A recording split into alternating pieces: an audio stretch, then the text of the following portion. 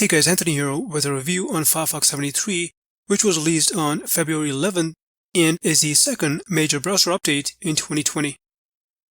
There were only a couple of notable changes related to accessibility improvements, which I will cover in this short overview video. First up, Mozilla has introduced a new global default zoom level setting. You'll find it under About:*Preferences in the General tab, under Language and Appearance. And here's the global zoom setting.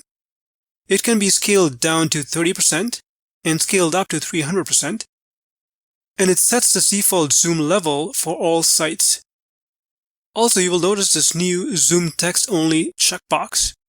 If you only want to zoom text while keeping other page elements at the default level. And of course, you can still make necessary zoom adjustments to individual sites if you need to. And next up, improvement in the Windows high contrast mode to make websites more readable. The high contrast mode is an accessibility feature available in Windows which helps improve readability.